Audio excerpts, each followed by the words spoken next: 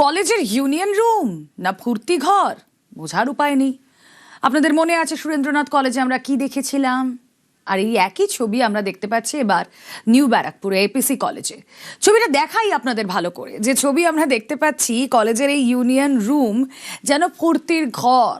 New ব্যারাকপুরে APC কলেজে condom, Trinamool ছাত্র পরিষদের ইউনিয়ন রুম, আর সেখানেই কন্ডম রয়েছে। নিউ ব্যারাকপুরের সাজিরহাট এপিসি কলেজ, তৃণমূল ছাত্র পরিষদের ইউনিয়ন রুম, সেখানে কন্ডম উদ্ধার মদের বোতল।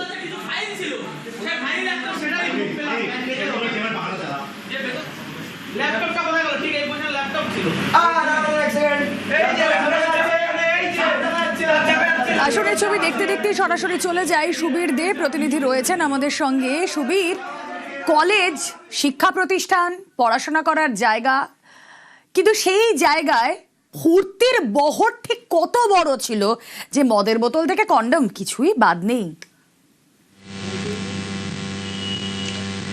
দেখো, নিউ ব্যারাকপুর এপিসি কলেজ, তার যে ইউনিয়ন রুম, তৃণমূল ছাত্র পরিষদের দ্বারা পরিচালিত হতো ইউনিয়ন, এবং সেই জায়গা থেকে তোমাকে বলে ইউনিয়ন রুমের ভেতরে যেমন পাওয়া গিয়েছে নেশার দ্রব্য, তেমন পাওয়া গেছে কন্ডোমের প্যাকেট, পাশাপাশি তোমাকে বলে যে নিষিদ্ধ মাদক, কোকেন, এগুলো পর্যন্ত পাওয়া গিয়েছে। যারা ছাত্র রয়েছেন তারা রয়েছেন আমাদের সঙ্গে, একটু কথা বলে নেবো। বলছি যে কি কি পাওয়া গিয়েছিল ইউনিয়ন রুম থেকে?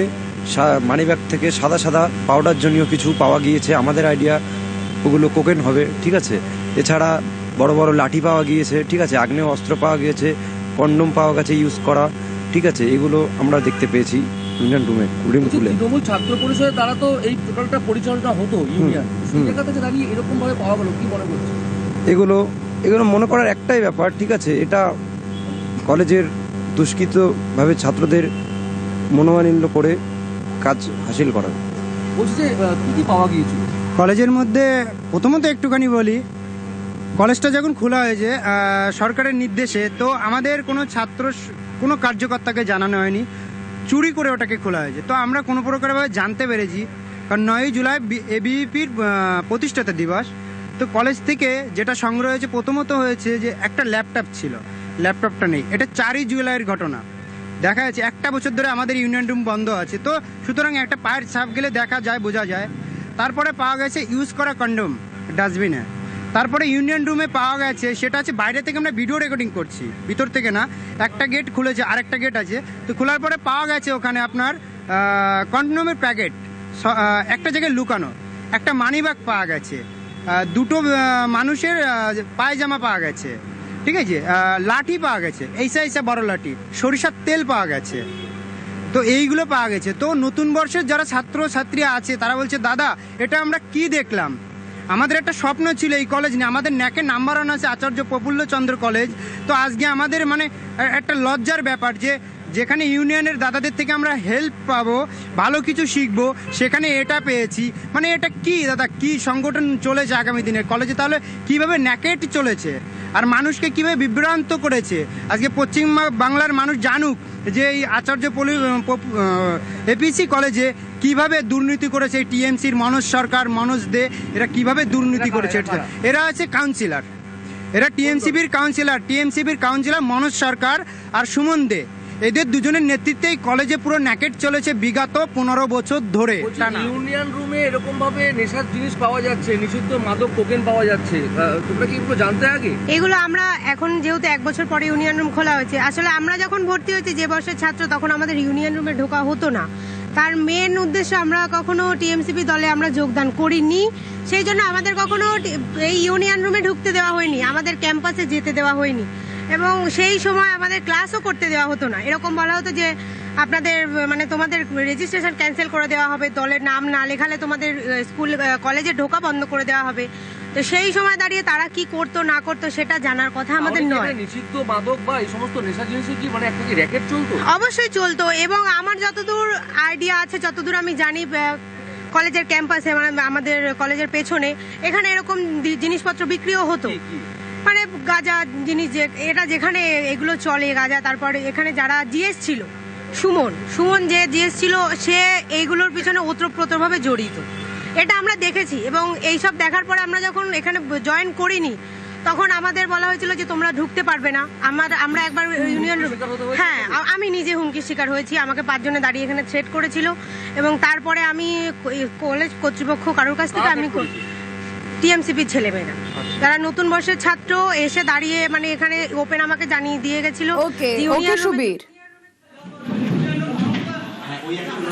এর আগেই একই ছবি আমরা দেখেছিলাম সুরেন্দ্রনাথ কলেজে। সেখানে উদ্ধার হয় মদের বোতল, সেখান থেকে উদ্ধার হয় কন্ডমের প্যাকেট।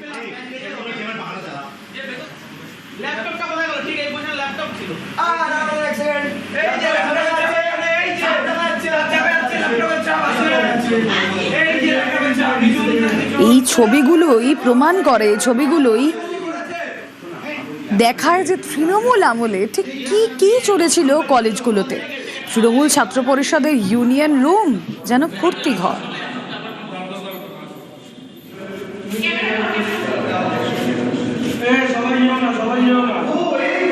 আচ্ছা এরা ধর্ম মেনে চলে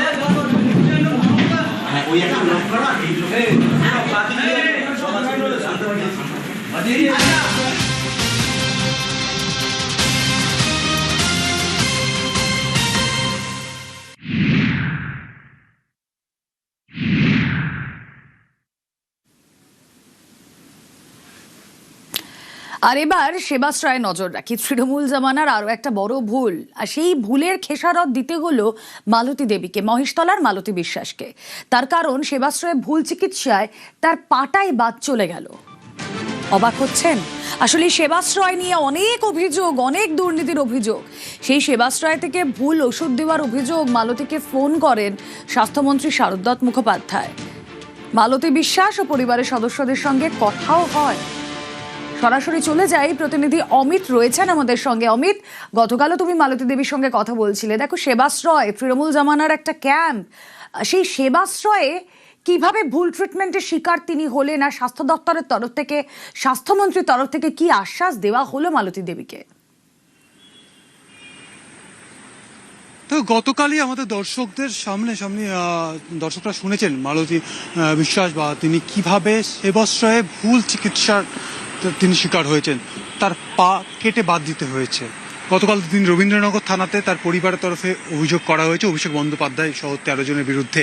এবং আজ সকালে আমাদের রাজ্যের স্বাস্থ্যমন্ত্রী শারদ মুখোপাধ্যায় তিনি মালতী দেবীকে ফোন করেন, তার সাথে তিনি কথা বলেন, পুরো বিষয়টি তিনি শোনেন এবং একই সঙ্গে তার পরিবারের সদস্যদের সঙ্গে কথা বলেছেন এবং পরবর্তী যে চিকিৎসা তারা ব্যবস্থা করা হবে রাজ্য সরকারের তরফে সেই রকম তারা আশ্বস্ত করেছেন। এবং সমস্ত চিকিৎসার নথিপত্র নিয়ে আগামী সোমবার স্বাস্থ্য ভবনে স্বাস্থ্যমন্ত্রীর সঙ্গে দেখা করতে বলা হয়েছে মালতী দেবীর পরিবারের সদস্যদের। এবং তারা যথেষ্ট আশ্বস্ত এবং তারা স্বাস্থ্যমন্ত্রীর সঙ্গে কথা বলেছেন পুরো বিষয় নিয়ে এবং তারা স্বাস্থ্যমন্ত্রীকে পুরো বিষয়টি জানিয়েছেন কিভাবে গত বছর অর্থাৎ 2025 সালে ফেব্রুয়ারি মাসে মালতী দেবী তিনি তার কয়েক মাস আগে থেকে পায়ের ব্যথায়, হাঁটুর ব্যথায় তিনি ভুগছিলেন, হাঁটুর যন্ত্রণা তিনি কাতরছিলেন।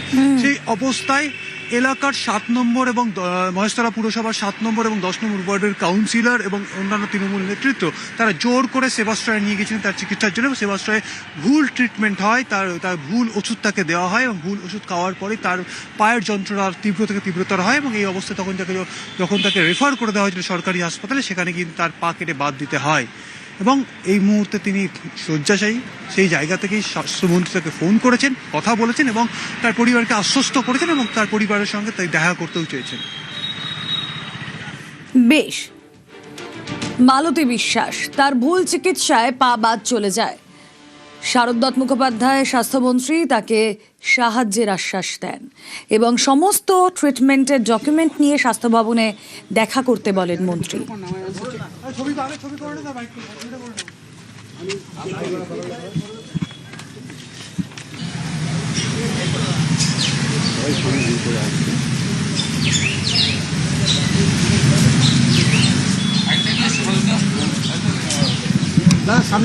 মামলা হচ্ছে আমার স্ত্রীর দুটো হাঁটুতে একটু প্রবলেম দেখা দিয়েছিল, তখন এখানে সেবাশ্রয় করা হয়। নিয়ে যাওয়ার পরে ওরকম থেকে রেফার করে, যেটা হচ্ছে নবরত্নেতে মূল ক্যাম্পটা হয়। নবরত্ন থেকে পাঠানো হয় বাঙ্গুরেতে। বাঙ্গুর বলছে যে আমাদের এখানে কোনো ব্যবস্থা তখন চিত্তরঞ্জন ন্যাশনাল এতে পাঠানো হয়। ভুল চিকিৎসা, ভুল মানে অপারেশনটা করার সময় যে কেটে গেছিল রক্ত চলাচলটা বন্ধ হয়ে গেছিল। একবার নয়, একাধিকবার চেষ্টা করেছিলাম কিন্তু কোনো রকম যোগাযোগ তো দূরের কথা, গেট পর্যন্ত সমস্ত কিছু যাওয়ার পরে তো আমাদের ঢুকতে দেয়নি।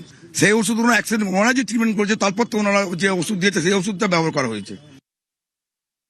এই এলাকার স্থানীয় বাসিন্দারা জানে যে মা হেঁটে বেড়াতো, বাট পা যন্ত্রণা ছিল, কিন্তু তাদের আজকে ডাক্তারদের ভুল ওষুধ, ভুল ট্রিটমেন্টের জন্য সারা জীবনের জন্য মা পঙ্গু হয়ে গেল, থাই থেকে সম্পূর্ণ পরিমাণে পা কেটে বাদ গেছে। সেবাশ্রয় প্রথম আলোকসংঘ ক্লাবেতে সেইখান থেকে ভুল ট্রিটমেন্ট করে, ভুল ওষুধ দেয়, সেখান থেকে মডেল ক্যাম্পে যায়, তারাও ভুল ট্রিটমেন্ট করে। যেসব ডক্টররা এসেছিলেন তাদের ডাক্তারদের কোনো রেজিস্ট্রেশন নেই, তাদের ডক্টরদের কোনো সাইন অথরিটি নেই, তাদের কোনো প্রেসক্রিপশনের ডেট নেই, কিন্তু সেখানে সব ভুয়ো ডাক্তার এসেছিল। তার ফলে মায়ের ভুল ট্রিটমেন্টের জন্য মায়ের ব্যথা যন্ত্রণা আরো বেড়ে যায় এবং অপারেশন থিয়েটারেই দুর্ঘটনা ঘটে।